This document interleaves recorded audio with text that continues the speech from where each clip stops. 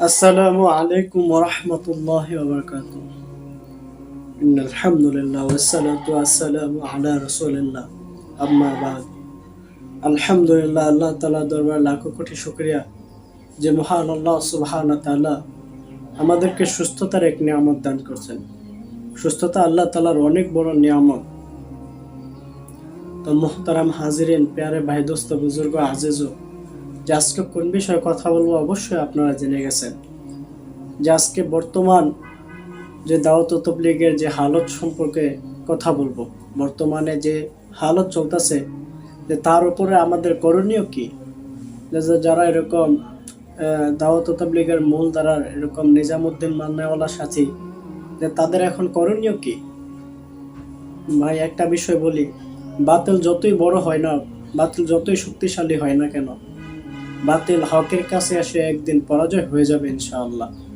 কিন্তু এখন নিজামুদ্দিন মান্নাওয়ালা এরকম এক আমিরকে মান্নাওয়ালা যে সাথে তাদের কাজ কি, তাদের কাজ হচ্ছে যেরকম আল্লাহ তাআলা কোরআনে পাকে বলতেছে, বিসমিল্লাহির রহমানির রহিম, ইস্তাঈনু বিস-সাবরি ওয়াস-সালাহ। যেরকম সবর করতে থাকা, হ্যাঁ, আল্লাহ তাআলার কাছ থেকে এরকম সাহায্য চাওয়া, এরকম সবর এবং নামাজের মাধ্যমে আল্লাহ তাআলার কাছে থেকে এরকম সাহায্য প্রার্থনা করা, এরকম নফল ইবাদত বেশি বেশি করা, এরকম কি করা, তাহাজ্জুদ পড়া, এরকম আল্লাহ তাআলার কাছে এরকম বলা, আল্লাহ তাআলার কাছে এরকম চাওয়া। সমস্ত হালতের মালিক আল্লাহ, সমস্ত হালত পরিবর্তনের মালিকও আল্লাহ। সমস্ত হালত আল্লাহ তাআলার পক্ষ থেকেই হয়, আর এবং সমস্ত হালত আল্লাহ তাআলার পক্ষ থেকে এরকম নিরসন হয়ে যায়। এরকম আল্লাহ তাআলা এরকম হালতকে দূর করে দেয়। এর জন্য কে কি বলতেছে ভাই, সেদিকে আমাদের কান না দেওয়া, এরকম কে কি বলতেছে সেদিকে আমাদের নজরকে না দেওয়া। এর জন্য মেহনত করতে থাকা, এরকম মাকামে মেহনতের সাথে লেগে থাকা, এরকম 5 কাজের সাথে লেগে থাকা। আমাদের মুরব্বীরা এই কথা বলেন যে যারা এরকম দাওয়াত ও তাবলীগে যে মসজিদ বাড়ি 5 কাজের সাথে যারা না লেগে থাকবে, এরকম যারা 5 কাজ না করে, তারা আমাদের অন্তর্ভুক্ত নয় এবং তারা আমাদের সাথী নয়। এরকম তারা এরকম তাবলীগের সাথী নয়। এর জন্য ভাই, আল্লাহ তাআলার কাছে দোয়া করা যে আল্লাহ আমাকে এরকম 5 কাজের সাথে লাগাই রাখেন। হ্যাঁ, 5 কাজ কি জিনিস ভাই, এটা যে না করে ভাই সে বুঝে না যে 5 কাজ কত মূল্যবান দামি জিনিস। যে আমাদের হযরতগণ এরকম মুরব্বীরা এই কথা বারবার বলেন যে দৈনিক মানুষকে এরকম কমসে কম 25 বার দাওয়াত দেওয়া। হ্যাঁ, মানুষ এরকম যখন ভাই যেরকম দাওয়াত দেয়, যে 25 বার দাওয়াত দেয়, যে তা সে বুঝতে পারে যে যে ইমানের মজা কত, ইমানের দাওয়াত দেওয়ার কারণে কি হয়। এরকম আমি যখন মানুষকে এরকম আল্লাহর দিকে দাওয়াত দিই, মসজিদের দিকে দাওয়াত দিই, তখন আমার দিলে অটোমেটিকলি একটা প্রশ্ন জেগে ওঠে যে আমি তো তাকে এরকম সুন্নতের দাওয়াত দিতেছি, এরকম মসজিদের দাওয়াত দিতেছি, আমি এরকম মসজিদের সময় দিতে পারবো কিনা, এরকম মসজিদে আমার নামাজ ঠিক থাকবে কিনা। অটোমেটিকলি আমার নিজের কান এরকম আমার কাছে এরকম সবার আগে হচ্ছে আমার কান শুনবে। হ্যাঁ, এরকম অপর ভাইকে বলার আগে আমার নিজের কান আমার কাছে, আমার কান আগে শুনবে। এর জন্য এরকম ভাই দাওয়াতের কাজের দ্বারা এরকম অন্যকে ইসলাহ করার জন্য নয়। দাওয়াতের কাজ হচ্ছে নিজে ইসলাহ হওয়ার জন্য, নিজের সংশোধন হওয়ার জন্য। এরকম কেউ যদি মনে করে যে না, আমি দাওয়াত দিয়ে অন্যকে সংশোধন করব, এটা তাহলে সে দাওয়াত দিয়ে সে ভাই এরকম অন্যকে ইসলাহ করতে পারবে না, বরং সে আরো ফিতনার মধ্যে পড়ে যাবে। এরকম এই নিয়ত থাকতে হবে যে আমি নিজে কিভাবে ইসলাহ হতে পারি, এরকম আমি কিভাবে এরকম দিনের দায়ী হতে পারি। এরকম নবী আলাইহিস সালামগণকে এরকম সাহাবা আজমাইনগণ যেভাবে মানছেন, এরকম মসজিদ বাড়ির যে কাজের সাথে তারা লেগেছিলেন, ঠিক তদ্রূপ নকল একটা হরকতে হচ্ছে দাওয়াত ও তাবলীগের মেহনত। নকল একটা হরকত হইলেও ভাই সারা দুনিয়ার মধ্যে যেই হারে এই কাজকে আল্লাহ তাআলা সারা দুনিয়াতে চালাইতেছেন, হ্যাঁ, আর এই কাজের উসিলা আল্লাহ তাআলা এরকম সারা দুনিয়ার মধ্যে এরকম বেদুইনদেরকে ইসলামের ছায়াতলে আসার তৌফিক দিতেছেন, আর এরকম এরকম মুসলমানকে পরিপূর্ণ মুসলমান হওয়ার তৌফিক দিতেছেন। যে আমি বিগত 3-4 দিন আগে একটা ভিডিও আপলোড দিছি, তো ওই ভিডিওটার মধ্যে অনেক ভাই এরকম আলহামদুলিল্লাহ কমেন্ট করছেন, অনেক ভাই এরকম কমেন্ট করছেন। হয়তো সবার কমেন্ট আমার এরকম রিপ্লাই দেওয়ার মতো আমার সময় বা ক্ষমতা নাই।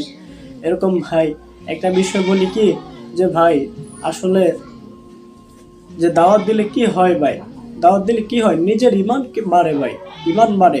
এরকম যারা এরকম হইচই করে ভাই, আপনি খবর নিয়ে দেখেন, তারা মসজিদারি কোনো কাজের সাথেই তারা নাই, এরকম মসজিদারি 5 কাজের সাথে নাই। হ্যাঁ, তারা হইচই করে। এরকম মুরব্বীরা একটা কথা বলেন যে ভরা কলসি, এরকম কলস ভরা কলসি বাজে কম, এরকম যেটা খালি কলসি ওটাই বাজে ঠন ঠন। যে একটা কথার এটার মানেটা কি? যার ভিতরে ভাই এলেম আছে, যার ভিতরে এরকম এলেম আছে, হেকমত আছে, আল্লাহ তাআলার ভয় আছে, সে দেখবেন সব বিষয় নিয়ে এরকম কারো ব্যাপারে এরকম নাক গলায় না। এরকম সে চিন্তা করে যে একটা মানুষের বিষয়ে এরকম কথা বলার আগে যে আমি কি বলতেছি এটা কি সঠিক বলতেছি না ব্যাঠিক বলতেছি, এই বিষয়গুলো সে আগে চিন্তা করে ভাই। এরকম ভাই যে বিষয়টা বলতেছিলাম ভাই, যে এক ভাই কমেন্ট করছেন যে এই দাওয়াত তাবলীগ এরকম আল্লাহ রাসূল তো কাফের মুশরিকদেরকে এরকম দাওয়াত দিছেন, এরকম 100 বছর কম বেশি তো মুসলমানদেরকে দাওয়াত দিছেন, তা এখন বেদুইনদেরকে দাওয়াত দেন না কেন? এখন বেদুইনদেরকে দাওয়াত দেন।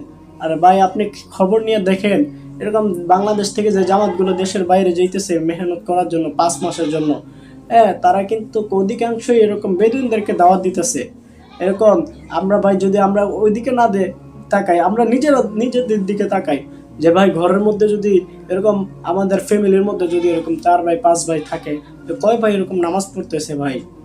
ওইটার ব্যাপারে আমরা চিন্তা করি যে কয় ভাই এরকম মসজিদে আসতেছে, এরকম মসজিদ মুয়াজ্জিন সাহেব এরকম ডাকতেছে যে আল্লাহ সবচাইতে বড়, আল্লাহু আকবার, আল্লাহ সবচাইতে বড়।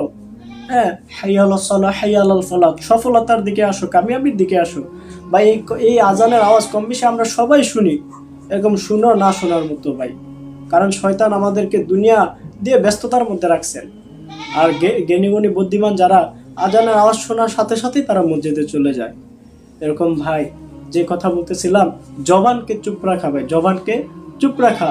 সর্বশেষ যে কথাটা বলতেছিলাম, জবানকে চুপ রাখা ভাই, জবান হেফাজতে রাখা।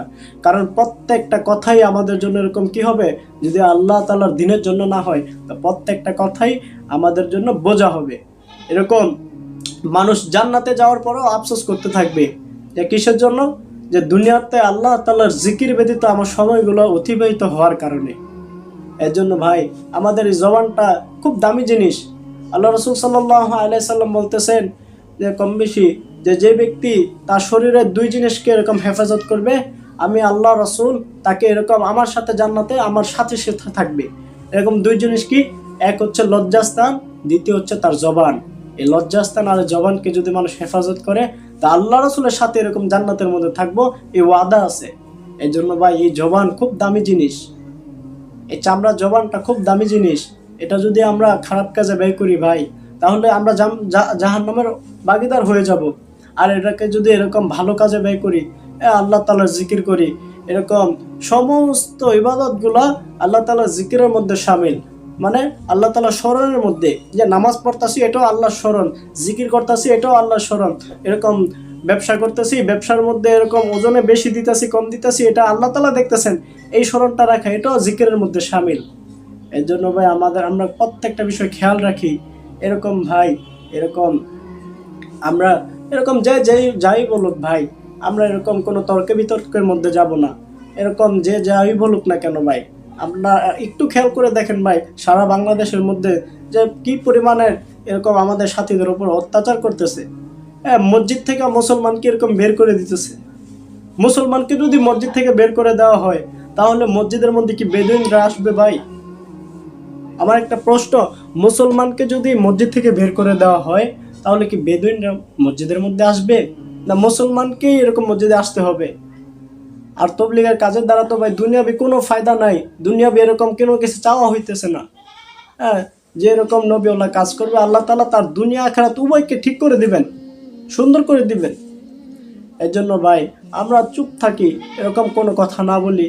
এরকম যে চুপ থাকবে, আল্লাহ তাআলার পক্ষ থেকে তার জন্য এরকম যে এরকম মানুষকে মুসলমানকে এরকম কষ্ট দিবে, অপদস্থ করবে, হ্যাঁ, আল্লাহ তাআলা এরকম তার ব্যাপারে ফয়সালা করবেন।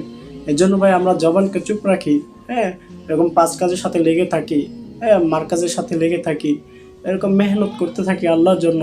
আল্লাহ তাআলা অতি শীঘ্রই আমাদেরকে এরকম আল্লাহ তাআলা এরকম সকল পেরেশানি, সকল ফিতনাকে আল্লাহ তাআলা দূর করে দিবেন। এর জন্য ভাই আমরা এরকম নফল ইবাদত বেশি বেশি করি, এবং অপর ভাইকেও নফল ইবাদতের জন্য দাওয়াত দিই।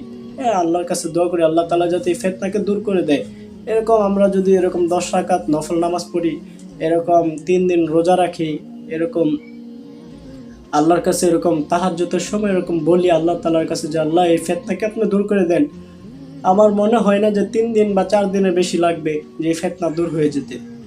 এর জন্য ভাই এরকম মেহনত করতে থাকা ভাই, হইচই যারা করতেছে তারা হইচই করতেই থাকবে, আল্লাহ তাআলা তাদেরকে এরকম দেখবেন হইচই একদিন বন্ধ হয়ে যাবে। হ্যাঁ, আল্লাহ তাআলা এরকম তাদের জন্য এরকম বদদোয়া না করা ভাই, এরকম তারাও আমার মুসলমান ভাই, আমরা একটা শরীরের মতো ভাই। এই জন্য ভাই সকল মুসলমানকে এরকম নিজের চাইতে দামি মনে করতে হবে ভাই, আর জবানকে হেফাজতে রাখতে হবে। আল্লাহ তাআলা আমাদেরকে তৌফিক দান করেন। সুবহানাল্লাহি ওয়া বিহামদিহি সুবহানাল্লাহিল আযীম সুবহানাল্লাহি ওয়া বিহামদিহি সুবহানাল্লাহিল আযীম সুবহানাকাল্লাহুম্মা ওয়া বিহামদিকা আশহাদু আল লা ইলাহা ইল্লা আনতা আস্তাগফিরুকা ওয়া আতুবু ইলাইহি। আসসালামু আলাইকুম ওয়া রাহমাতুল্লাহি ওয়া বারাকাতুহু।